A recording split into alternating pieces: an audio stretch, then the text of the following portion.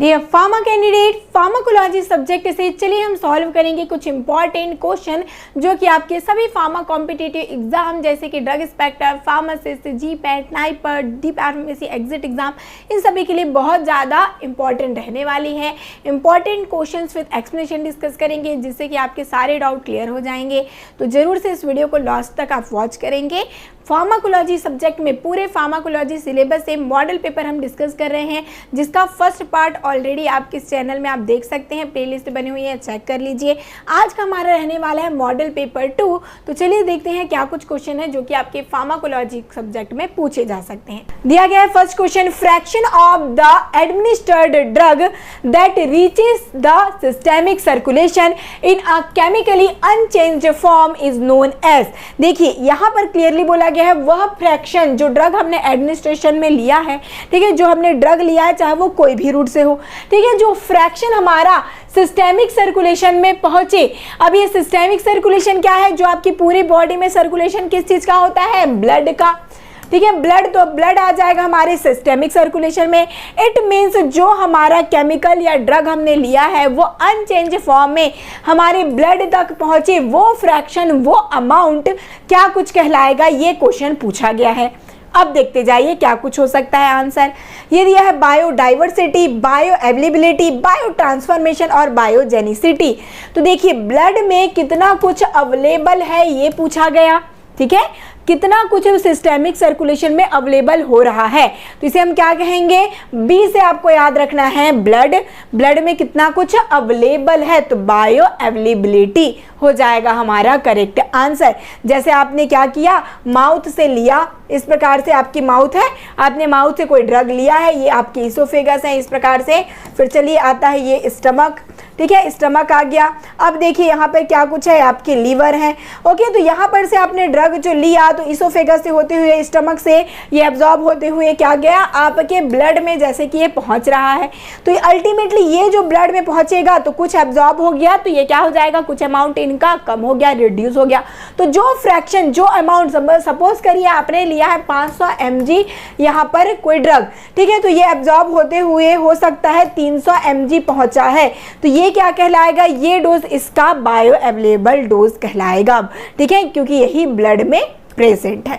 तो I think ये clear हो गई होगी कि बायो अवेलेबिलिटी मीन्स वह अमाउंट और वह फ्रैक्शन जो कि आपके सिस्टेमिक सर्कुलेशन में बिना कोई चेंज हुए पहुंचे, इसे हम क्या कहते हैं? बायो अवेलेबिलिटी कहते हैं, ठीक है। इसे आप ध्यान में रखिएगा। जो इनका फॉर्मूला है ये भी आप देख सकते हैं। वैसे आपका सबसे इंपॉर्टेंट देखिए फॉर्मूला में भी ये भी याद रखिए, जो आप आईवी रूट से लेंगे वो हमारा स्टैंडर्ड है, क्योंकि यहाँ पे 100% बायोअवेलेबिलिटी रहती है आपके इंट्रावेनस रूट से, और ये भी क्वेश्चन पूछा जाता है, इसीलिए इसको ध्यान में आप रखेंगे।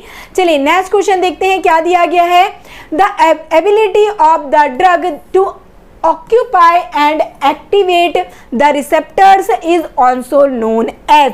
देखिए ये कौन सी एबिलिटी, ठीक है, ड्रग का वह गुण जिससे वो क्या कुछ करे, ऑक्यूपाई करे और एक्टिवेट करे किसी भी रिसेप्टर को, ठीक है। ये हमारा ड्रग है और ये ड्रग का इस प्रकार से रिसेप्टर दिया गया है, तो ये ड्रग आएगा और क्या कुछ करेगा, यहाँ पर अपना सीट ऑक्यूपाई करेगा और एक्टिवेट करेगा इस रिसेप्टर से, ताकि तभी जाकर क्या होगा, एक्शन आगे शो होगा। तो इसे हम क्या कहेंगे? ड्रग का क्या कुछ कहेंगे इसे? चलिए देखते हैं क्या कुछ ऑप्शन दिया गया है। Dose of drug, affinity of drug, efficacy of drug और पोटेंसी ऑफ ड्रग। तो देखिए एक एक ऑप्शन पर हम चलते जाएंगे। तो डोज ऑफ ड्रग क्या होता है? वह अमाउंट है, ड्रग का वह अमाउंट जिसमें जो हम डिजायर थेरेपेटिक एक्टिविटी चाहते हैं, ठीक है, जो हमें थेरेपेटिक एक्टिविटी चाहिए वो शो हो जाए, वह अमाउंट क्या कहलाएगा? डोज ऑफ ड्रग कहलाता है। क्लियर है? चलिए तो एफिनिटी ऑफ ड्रग, एफिनिटी से आपको याद रखना है अच्छा फ्रेंड, ठीक है, अच्छा फ्रेंड, ए से अच्छा, एफ से फ्रेंड। तो देखिए यहाँ पे ड्रग क्या है, रिसेप्टर का अच्छा फ्रेंड है, तो जाएगा ऑक्यूपाई करेगा और इसे एक्टिवेट करने लगेगा, इसके साथ बाइंड हो जाएगा, तो यही कहलाएगा एफिनिटी ऑफ ड्रग। जब ड्रग क्या करे, एक्टिवेट करे, ऑक्यूपाई करे रिसेप्टर में अपना सीट और क्या कुछ करे, एक्टिवेट उन्हें जब करे, ये कहलाती है ड्रग की एफिनिटी। अब बात करेंगे एफिकेसी। जरूर से यहाँ पे आप कंफ्यूज होते होंगे एफिनिटी और एफिकेसी में, तो यहाँ पर जान लीजिए एफिकेसी मतलब क्या कुछ होता है, एफिकेसी मतलब इफेक्ट, ठीक है। यहाँ पर याद रखिएगा ड्रग का इफेक्ट, क्या कुछ ई से इफेक्ट याद रख लीजिए कि क्या कुछ इफेक्ट वो शो कर रहा है। जैसे हमने कोई ड्रग लिया है, जब हमें हेड पेन हो रहा है, ठीक है, तो वो उस क्या करेगा, पेन को रिलीफ करेगा, तो वो उसका एफिकेसी हो गया, इफेक्ट हो गया, ठीक है। तो ये कहलाएगी कितना कुछ वो इफेक्ट शो कर रहा है, ये इसकी एफिकेसी कहलाती है। अब बात करेंगे पोटेंसी, पोटेंसी मतलब क्या कुछ होगा, पावर, याद रखिएगा पोटेंसी मतलब ड्रग का पावर, में से कितने अमाउंट में कह सकते हैं, जैसे कि एक ड्रग है ए और एक ड्रग है बी, एक ड्रग आपके 50 mg में ही आपके हेड पेन को रिड्यूस कर ले रहा है और एक 100 mg लग रहा है इनको हेड पेन को रिड्यूस करने के लिए, ठीक है। तो ये आपका क्या कहलाएगा, मोर पोटेंट। पावरफुल कौन सा है आपका, कम डोज वाला, ठीक है, वह मिनिमम डोज जिसमें वो क्या कुछ करे, अच्छा से अच्छा इफेक्ट शो कर जाए, तो ये आपका उनका पावर और पोटेंसी कहलाता है। तो यहाँ पर चारों ऑप्शन आप देख सकते हैं, कोई भी क्वेश्चन आए तो आपसे मिस नहीं होना चाहिए। यदि पूछा ड्रग का ऑक्यूपेसी और एक्टिविटी जो एक्टिवेट करे रिसेप्टर को, तो ये आपका एफिनिटी कहलाएगा। यदि बात करेंगे इफेक्ट की तो एफिकेसी कहलाएगा। ड्रग का अमाउंट, पावर, कितना कुछ अमाउंट में वो हाई एफिकेसी शो करेगा, वो आपका पोटेंसी होगा। और ड्रग का अमाउंट जिसमें वो डिजायर थेरेपेटिक एक्टिविटी शो करे, वो डोज ऑफ ड्रग कहलाएगा। तो ये सभी टर्म से आपको जरूर से वाकिफ होना चाहिए, क्योंकि कोई भी क्वेश्चन पूछे जाएंगे तो आपको गलत नहीं करना है। देखिए सभी चीजें दी गई है, देखिए quantity of drug required to produce desire therapeutic effect, ये आपका डोज ऑफ कहलाएगा ड्रग का। एफिनिटी तो एबिलिटी है ऑक्यूपाई और एक्टिवेट करना रिसेप्टर को। और एफिकेसी की बात करेंगे तो ये इनकी एबिलिटी है, कह सकते हैं, जो कि प्रोड्यूस करेगा डिजायर बेनिफिशियल इफेक्ट, इनको हम एफिकेसी कहते हैं। Potency of drug, amount of drug required to produce desired response, ठीक है, जो हम रिस्पॉन्स प्रोड्यूस करने को हमने कहा वो उस अमाउंट में शो कर रहा है, ये इनका पोटेंसी कहलाएगा। चलिए आगे बढ़ते जाएंगे। The ED50 refers to, ED50 क्या कुछ होता है, इफेक्टिव डोज। ED का मतलब क्या होता है, ये आपका इफेक्टिव डोज होगा फुल फॉर्म में, ठीक है। तो अब देखिए वह अमाउंट, ठीक है, वह डोज, ये क्या कुछ है, वह डोज जहां पर 50% पॉपुलेशन जो है उनको ये अच्छा इफेक्ट शो करे, 50% पॉपुलेशन में वो डिजायर इफेक्ट जो चाहिए वो शो कर रहा है, यह डोज क्या कहलाएगा, ED50 कहलाता है। याद रखिए केवल 50% पीपुल नहीं, 50% पॉपुलेशन, केवल 50 पीपुल नहीं, ठीक है, 50% पॉपुलेशन, ठीक है। यदि आपने जितना भी अमाउंट लिया है वो 50% पॉपुलेशन में सही उस डिजायर इफेक्ट शो करे, तब वो ED50 कहलाता है, याद रखिएगा, ठीक है। अब बात करें, यहीं पर पूछा जाता है LD50, तो यहाँ पर वही है, ये क्या है, लीथल डोज, ठीक है, ये आपके क्या होते हैं, लीथल डोज होते हैं।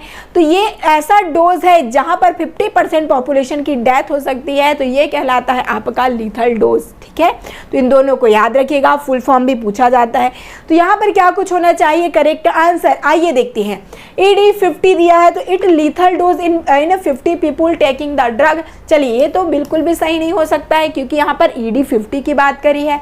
It is the dose of drug which produces the desired effect in 50% of the population, 50% of the population में वो डिजायर इफेक्ट शो कर ले, वह डोज हमारा ED50 कहलाता है।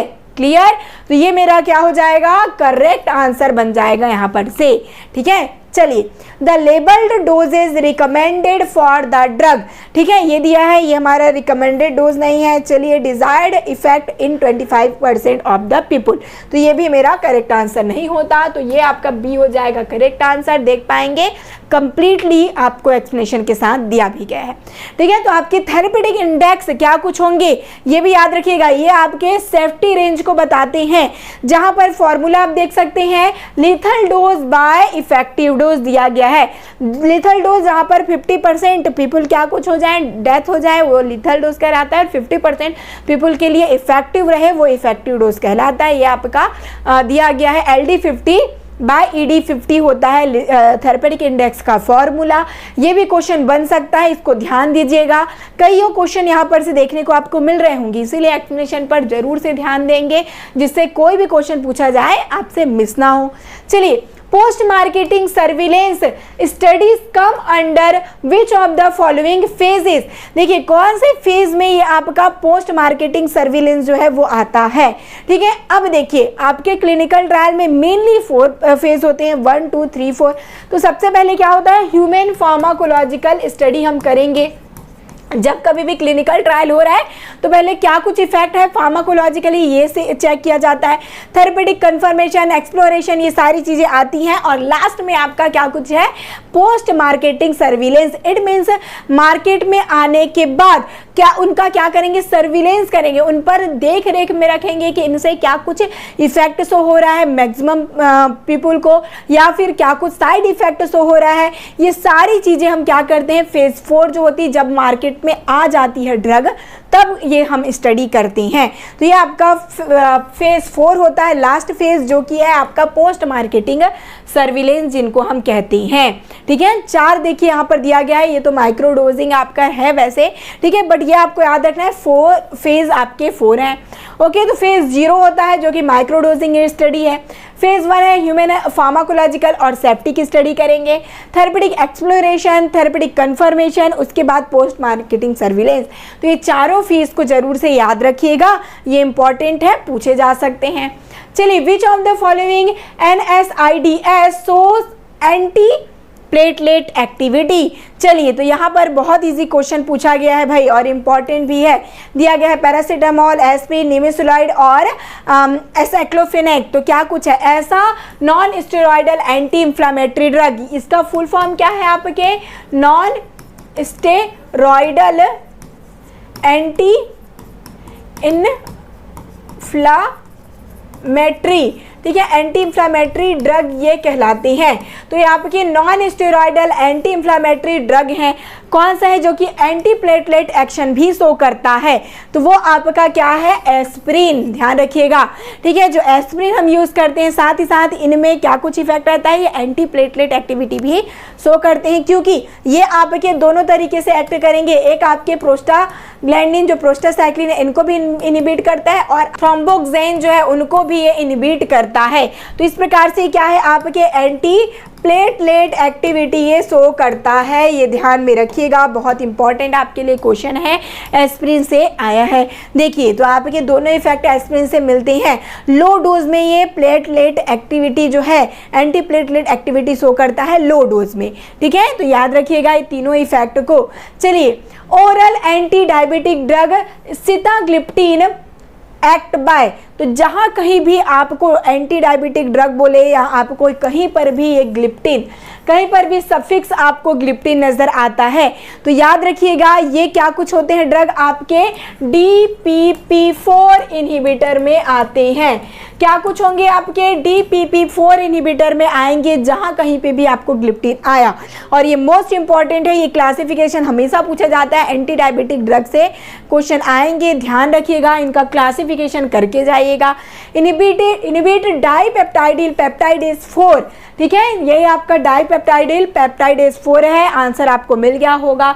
जहां कहीं पे भी ग्लिप्टिन आया तो DPP4 इनहिबिटर आपको लगा देना है आंसर, ठीक है। ये आपके क्या कुछ है, ये ओरल हाइपोग्लाइसेमिक एजेंट की तरह यूज में आते हैं, ये आपके डायबिटीज 2 में यूज में आएंगे, ठीक है। चलिए, which drug inhibit the conversion of angiotensin 1 to angiotensin 2। चलिए, तो यहाँ पर पूछा गया है, ध्यान दीजिएगा, रास सिस्टम से क्वेश्चन आया है। अब यहाँ पर बोला गया है एंजियोटेंसिन 1 है मेरा, उसके बाद ये एंजियोटेंसिन 2 में कन्वर्ट हो जाता है, एंजियोटेंसिन 2 में कन्वर्ट होगा 1 से। तो यहाँ पर एक एंजाइम रिक्वायर होता है जो कि इस एंजियोटेंसिन 1 को एंजियोटेंसिन 2 में कन्वर्ट करता है, ये है आपके एंजियोटेंसिन कन्वर्टिंग एंजाइम, ठीक है, एंजियोटेंसिन कन्वर्टिंग एंजाइम। ये एंजाइम काम करता है और एंजियोटेंसिन 1 को एंजियोटेंसिन 2 में कन्वर्ट कर देता है। तो इसे ही हमें क्या करना है, ये इनहिबिट हमें करना है, जिससे कि एंजियोटेंसिन 2 ना बने एंजियोटेंसिन 1 से, ठीक है। तो यहाँ पर हम क्या करेंगे, ये जो आपका ACE क्या कुछ है, एंजियोटेंसिन कन्वर्टिंग एंजाइम, इनका हम यूज करेंगे इनहिबिटर, ठीक है। तो ये इनहिबिटर क्या होते हैं, आपके जहाँ पर भी प्रीफिक्स प्रीफिक्स आपको नजर आएगा क्या कुछ, प्रिल।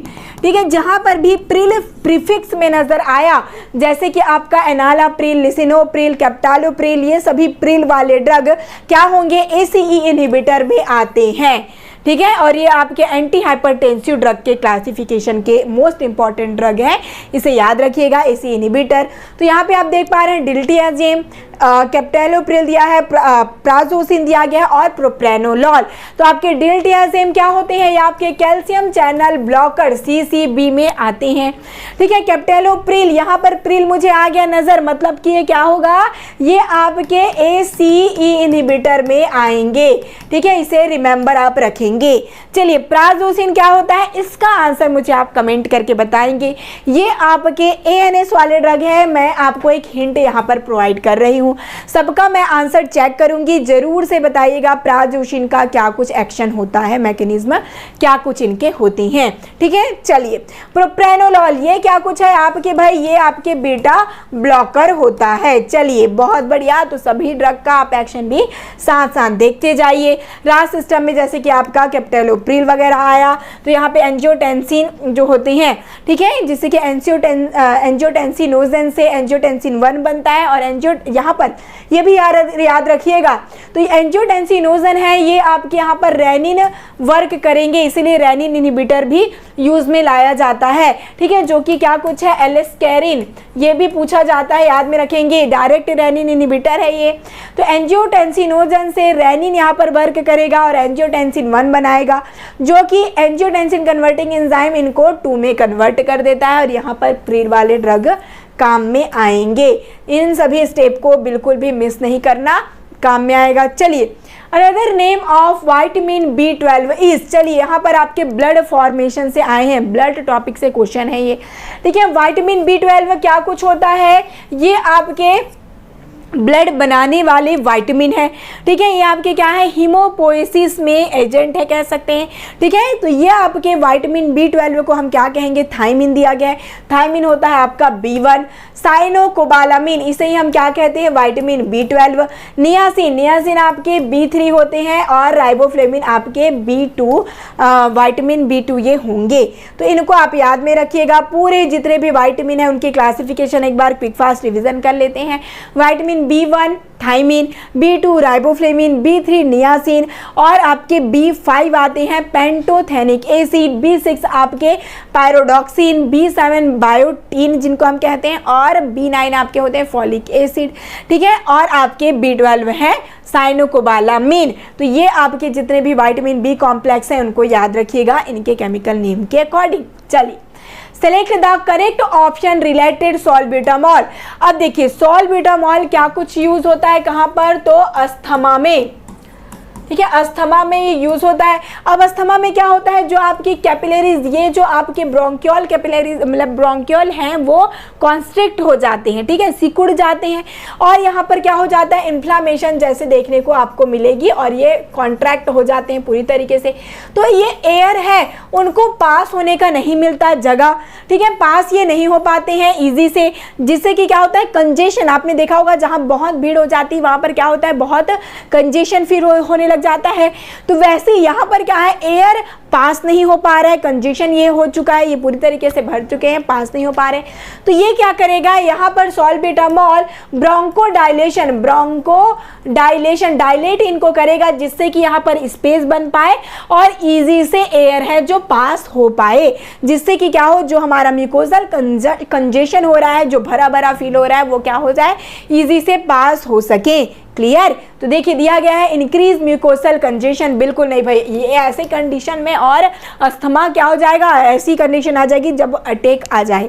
ठीक है, तो ये तो हो ही नहीं सकता। बात करेंगे डिक्रीजेज म्यूकोसल कंजेशन, बिल्कुल इसीलिए सॉल्ब्यूटामॉल का यूज किया जाता है। ये क्या करेगा, डिक्रीज करेगा म्यूकोसल कंजेशन जो हो रही है। ठीक है, ये आपका मेन यहाँ पर यूज में आएगा, ब्रोंकोडायलेशन की तरह एक्ट ये करेगा।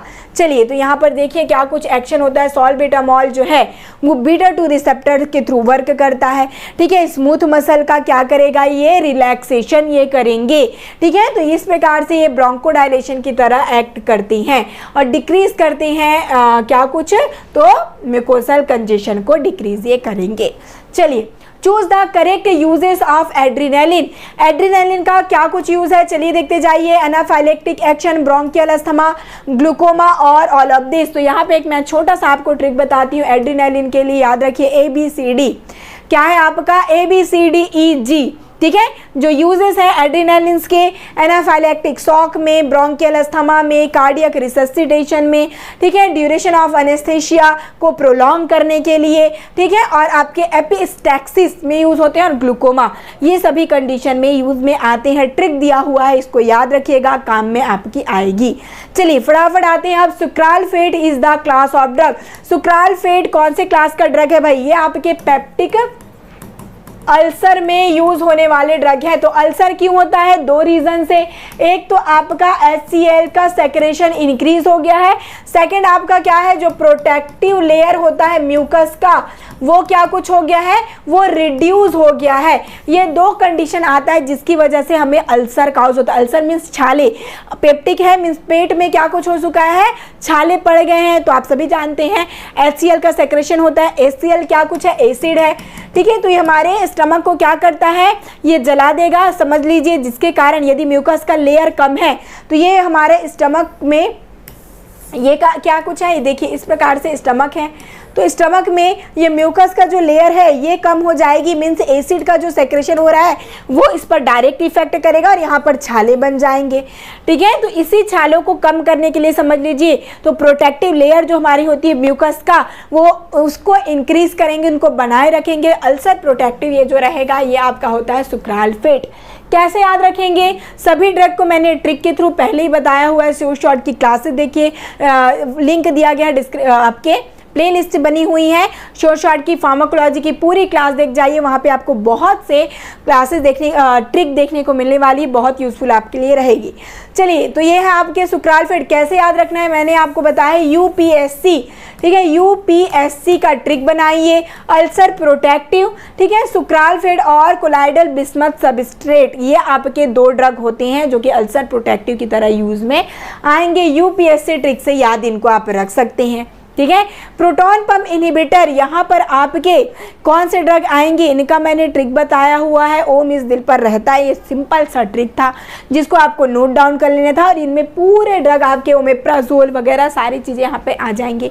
H2 एंटीहिस्टामिनिक और एंटासिड, इनके बारे में भी बताया हुआ है ट्रिक, जरूर से इनके क्लासेस को आप वॉच करिए, फटाफट सारी ट्रिक आपको नज़र में आ जाएंगी। देखिए यहाँ पे ओमेप्राजोल, पेंटोप्राजोल, प्राजोल जहाँ पर आएगा, याद रखिए प्रोटॉन पंप इनहिबिटर होती हैं प्राजोल और आपके proton, P for proton, P for Prajol, ठीक है। और ओम इस दिल पर रहता है, ये छोटा सा ट्रिक बना लेंगे तो पूरे प्रोटॉन पंप इनहिबिटर याद रहेंगे। चलिए नेक्स्ट है, हु डिस्कवर्ड इंसुलिन। इंसुलिन को किन्होंने डिस्कवर किया था, दिया गया Banting and Best, Robert Hooke, Robert Koch and Watson and Crick. तो आप जानते हैं वाटसन एंड क्रिक जी DNA का इन्होंने स्ट्रक्चर बताया था, मॉडल बताया था, ठीक है। बेंटिंग एंड बेस्डी हमारे हो जाएंगे इंसुलिन के डिस्कवर करने वाले साइंटिस्ट, जो 1921 में इन्होंने बताया था। ये बीटा सेल पैनक्रियाज से क्या कुछ होते हैं, सेक्रेट होते हैं, ठीक है। और ये इंसुलिन आपके बहुत इंपॉर्टेंट है, ब्लड ग्लूकोज लेवल को ये मेंटेन करके रखते हैं। चलिए, ब्रेडिकाइनिन टाइप ऑफ ऑटोकॉइड्स, और कौन से टाइप का ऑटोकॉइड होता है, ब्रेडिकाइनिन, एमीन, लिपिड, पेप्टाइड दिया गया है। चलिए, तो ऑटोकॉइड्स को मैं आपको ट्रिक के थ्रू याद रखा दूं, यहाँ पर बहुत इंपॉर्टेंट है क्योंकि ये एमीन की बात करेंगे तो आपको याद रखना है क्या कुछ, यहाँ पर हश, ठीक है, हर्ष बस आपको याद रखना है। H से हो जाएगा हिस्टामिन, A से एमीन ही याद रखिएगा, और S से सेरोटोनिन, तो ये ट्रिक हो जाएगा एमीन के लिए। लिपिड, लिपिड में याद रखिए PPL, जैसे आप लोग अभी IPL देखते हैं वैसे ही PPL को याद रखिएगा। तो PPL से क्या हो जाएगा, P से प्रोस्टाग्लैंडिन आपके, और P से याद रखिए प्लेटलेट एक्टिवेटिंग फैक्टर, और आपके L से हो जाएगा लुकोट्राइन एंड लिपिड। तो आपके PPL से कंप्लीट याद हो जाएंगे। पेप्टाइड ऑटोकॉइड्स क्या कुछ होंगे, प्लाज्मा काइनिन, जिसमें आपके काइनिन वाले ब्रेडिकाइनिन, ठीक है, और कैलिडिन ये आएंगे। इसको भी आप लोग कैसे याद रख सकते हैं, पा, ठीक है, PPA से याद रख सकते हैं पेप्टाइड, और आपके प्लाज्मा काइनिन, और A से एंजियोटेंसिन। ठीक है, तो ये आपके सभी ऑटोकॉइड्स हैं जो कि आपको याद रहेंगे, और जो भी ट्रिक मैंने आपको बता दिया है तो इसको याद रखिएगा। चलिए नेक्स्ट है, which of the following is endogenous catecholamine. Catecholamine जो कि एंडोजीनियस हो, एंडो मतलब कि अंदर की ओर अपनी, ठीक है, जनरेट होते हो, तो ये आपके एंडोजीनियस हैं। इनको याद रखने का मैंने बोला था ट्रिक आपको एंड से ही याद रखिए, ये END दिया है तो EAND बस याद रखना है। ठीक है, एड्रेनालिन हो जाएगा, नॉन एड्रेनालिन और डोपामिन। ठीक है, तो इस प्रकार से एंड से आपको याद रहेगा एंडोजीनस कैटेकोलामीन्स। तो यहाँ पे क्या हो जाएगा, यहाँ पे बोला गया एंडोजीनस में, तो एड्रेनालिन करेक्ट आंसर होगा। चलिए पूरे ट्रिक में आपको फिर से बता दूं, ये आपके क्या कुछ है, adrenaline, non adrenaline, dopamine, AND से याद रखना है एंडोजीनस। अब जो एक्सोजीनस है, बाहर से आ रहे हैं, उनको हमें चाहिए ID। ठीक है, I और D, तो I से आइसोप्रिनालिन और D से डोब्यूटामिन। ठीक है, और नॉन कैटेकोलामीन है, उनको याद रखिए, मुझे पसंद है T। क्या पसंद है, टी। ठीक है, टी पसंद है जिसके कारण मैं बहुत सारा पी लेती हूँ। ठीक है, तो ये आपका टी से हो जाएगा टायरामीन, ई से इफेड्रिन, ए से एम्फेटामिन। ठीक है, और बहुत सारा, सारा से हो जाएगा साल्ब्यूटामॉल, और पीने से हो जाएगा फेनिलालिन। तो सभी का ट्रिक बताया हुआ है, फटाफट देखते जाइएगा और आपको रिकॉल फिर होते जाएंगे। चलिए, true about myasthenia gravis. Myasthenia gravis किस वजह से है, क्या कुछ इनका स्टेटमेंट सही है। Chronic auto immune disease, neuromuscular disease, weakness of the I muscle and all of this.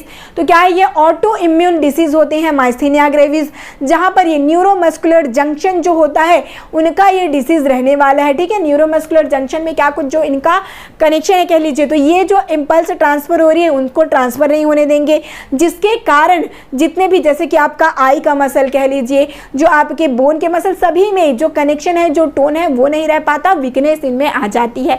तो यहाँ पे ऑल ऑफ दिस हो जाएगा करेक्ट आंसर। देखिए इस प्रकार से हो जाता है माइस्थीनिया ग्रेविस में। क्या कुछ होगा, तो ये ऑटो इम्यून डिसऑर्डर है। ऑटो इम्यून मतलब क्या होगा, खुद की बॉडी, जो हमारा इम्यून सिस्टम है वो खुद के ही सेल को मारने लग जाए, तो ये स्थिति ऑटो इम्यून डिसऑर्डर कहलाएगी। ठीक है, जो अच्छे सेल हैं उनको भी ये डिस्ट्रॉय करने लग जाएगा।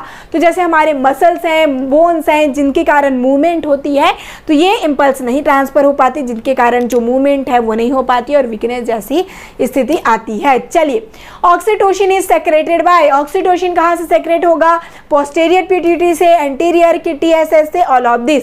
तो आपके ये ऑक्सीटोसिन और आपका एंटी डायरेटिक हार्मोन, जिसे हम वैसोप्रेसिन कहते हैं, ये पोस्टीरियर पिट्यूटरी से रिलीज होते हैं। फिर जो आपकी जितने पिट्यूटरी हार्मोन हैं वो सभी एंटीरियर से होते हैं। केवल दो हार्मोन जो आपके ऑक्सीटोसिन और ADH एंटी डायरेटिक हार्मोन है, ये पोस्टीरियर पिट्यूटरी से रिलीज होते हैं। और यदि आपको याद रखना है कि आपके जितने पिट्यूटरी हार्मोन कौन से हैं, तो आपको याद रखना है पिट्यूटरी, जिसको हम पीयूष ग्रंथि कहते हैं। ठीक है, तो पीयूष क्या करता है, गोवा में फ्लैट जो है वो लेगा। ठीक है, तो ये आपका रहेगा ट्रिक। जी से हो जाएगा ग्रोथ हार्मोन, O से ऑक्सीटोसिन, A से आपके ACTH हो गए। ठीक है, और आपके M से, P से आपके प्रोलैक्टिन हो गया। ठीक है, L से आपको याद रखना है LH याद रख लीजिए, A से आपके एंटी डायरेटिक हार्मोन, और T से याद रखिएगा TSH। तो पूरे आपको इस छोटे से ट्रिक से याद रहेंगी। पीयूष गोवा में फ्लैट लेगा, ये सिंपल सा ट्रिक है, रिमेंबर इसको रखिए, और पूरे पिट्यूटरी ग्लैंड के हार्मोन को याद रख लीजिएगा।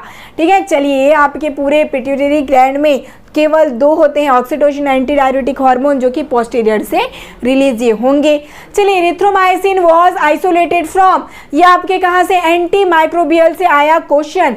ठीक है, तो यहाँ पर इरिथ्रोमाइसिन जो कि क्या कुछ है, ये आपके प्रोटीन सिंथेसिस इनहिबिटर ये होते हैं, सिंथेसिस इनहिबिटर ये होंगे। ठीक है, प्रोटीन सिंथेसिस इनहिबिटर ही होंगे इरिथ्रोमाइसिन। ठीक है, और ये आपके मैक्रोलाइड के क्लास में आते हैं, इनको भी याद में रखिएगा। अब देखिए ये सिंथेसाइज और आइसोलेट कहाँ पर से होते हैं, कौन सा जो माइक्रो ऑर्गेनिज्म है वो इन्वॉल्व है, तो आप देखिए स्ट्रेप्टोमाइसस इरिथ्रस ये दिया गया है, और इरिथ्रोमाइसिन आपको यहाँ पर ये स्पेलिंग सिमिलर लग रही होगी, इरिथ्रो और इरिथ्रोस। ठीक है, तो आपके इरिथ्रस जो है ये आपके इरिथ्रोमाइसिन के आइसोलेशन के लिए यूज में लाते हैं। ठीक है, और आपके ऑप्शन दिए गए देख सकते हैं, यहीं पर हम करेक्ट आंसर लगा लेते हैं अपने, स्ट्रेप्टोमाइसिस एरिथ्रस हो जाएगा करेक्ट आंसर। कुछ इंपॉर्टेंट जो आपके माइक्रो ऑर्गेनिज्म से ऑब्टेन होने वाले एंटीबायोटिक है उनको याद रखिएगा, जैसे कि मोस्ट आईएमपी आपके जेंटामाइसिन, ये पूछ लिया जाता है, जो कि माइक्रोमोनोस्पोरा परप्यूरिया से ऑब्टेन होता है। मोस्ट इंपॉर्टेंट लिखते जाइए, जो इंपॉर्टेंट है मैं बताते भी जा रही हूँ आपको। टेट्रासाइक्लिन को पूछ लिया जा सकता है, स्ट्रेप्टोमाइसिस ऑरियोफेसियस से ये ऑब्टेन होती हैं। स्ट्रेप्टोमाइसिन को पूछ सकते हैं, स्ट्रेप्टोमाइसिस ग्रेसियस। तो कुछ इंपॉर्टेंट है उनको कम से कम याद ही रखिए, पूरा याद नहीं रख सकते तो कुछ जो इंपॉर्टेंट है ताकि इनसे क्वेश्चन आए तो छूटे ही ना। चलिए, drug interaction of ketoconazole with warfarin include. जब हम कीटेकोनाजोल को वारफेरिन के साथ लेंगे तो क्या कुछ होगा। देखिए, जो कीटेकोनाजोल होता है वो क्या कुछ है, एंजाइम इनहिबिटर। ये क्या होता है, एंजाइम इनहिबिटर की तरह एक्ट करेगा। तो ये जो वारफेरिन है ये इनके साथ लेंगे तो ये एंजाइम इनहिबिटर है, तो वारफेरिन का जो मेटाबॉलिज्म हो रहा है एंजाइम के थ्रू उन्हें रोक देगा। तो वारफेरिन मेटाबॉलिज्म होकर एक्सक्रेट आउट नहीं हो पाएंगे, तो इनका एक्शन और इंक्रीज हो जाएगा भाई, टाइम ड्यूरेशन इंक्रीज हो जाएगा। और वारफेरिन क्या करता है, ये ब्लीडिंग टाइम को इंक्रीज करता है, जिसके कारण अब क्या होगा, कीटेकोनाजोल ने उनके मेटाबॉलिज्म को रोक दिया क्योंकि एंजाइम इनहिबिटर है ये। तो वारफेरिन ज्यादा से ज्यादा क्या करने लगेगा, ब्लीडिंग कराने लगेगा, तो रिस्क ऑफ ब्लीडिंग हमारी इंक्रीज हो जाएगी। बिल्कुल, इंक्रीज रिस्क ऑफ ब्लीडिंग, ये इनका एक्शन इंक्रीज होने लगेगा।